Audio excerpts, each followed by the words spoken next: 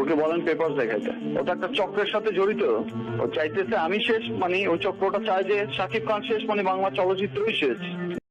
আমার জীবনের একটি নতুন অধ্যায়ে এখন তো ক্লিয়ার হয়েছে যে সমস্ত কিছু মিথ্যে। আমি আমার পরিবারের কাছে মাথাটা উঁচু করে দাঁড়াতে পেরেছি। দিন শেষে এইটুকু।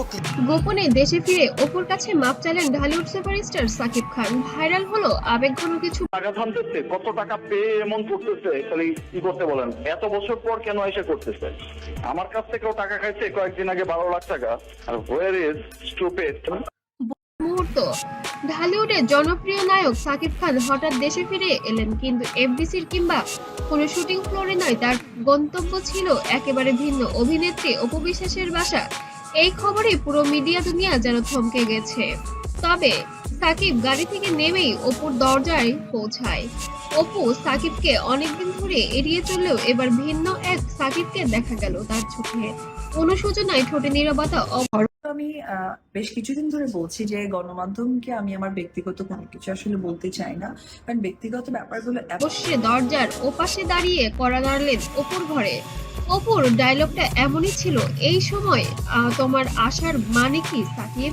সবকিছু ভেঙে তোমার লজ্জা করে না? তুমি জানো না? আপনারা জানেন আসলে বাইরে যাওয়ার কথা ছিল, কিন্তু সে তো এখন অনেকটা বড়। যে ভাইয়ের কথা বলছে, সে ম্যারিড। দেওয়ার পর এখন কি চাইছো?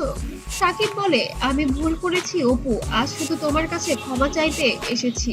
ক্যামেরায় ধরা পড়েছে সেই অবিশ্বাস্য মুহূর্ত। সাকিব খান সত্যি অপুর সামনে হাত জোর করে দাঁড়িয়ে আছেন।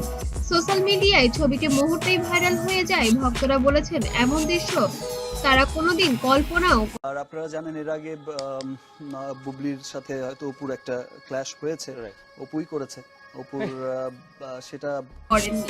অপু আবার বলে, তুমি আমাকে শুধু নয়, আমাদের সন্তান জয়কেও কষ্ট দিয়েছো। তুমি কি জানো প্রতিটি রাত আমি কিভাবে কাটিয়েছি?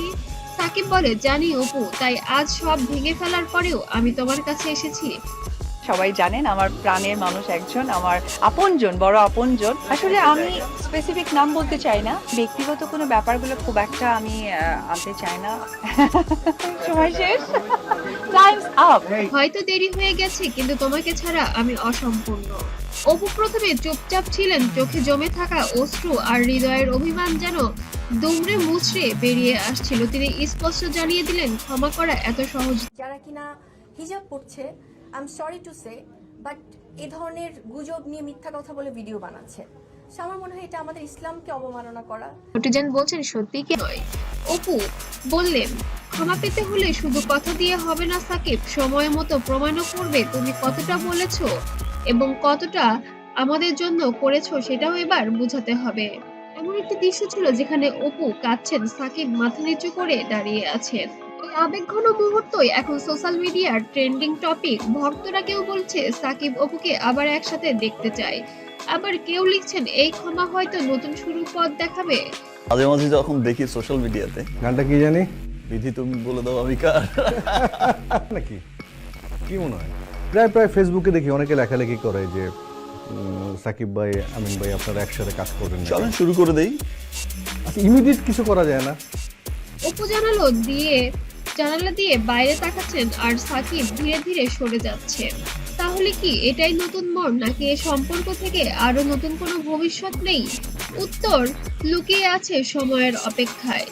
অপু চাইলে আমি তোমাকে আরো সুন্দর জীবন দিতে পারি, কিন্তু তোমার একটু ধৈর্য ধরতে হবে এবং আমার পাশে দাঁড়াতে হবে, এমনই একটি কথা ছিল সাকিবের পক্ষ থেকে।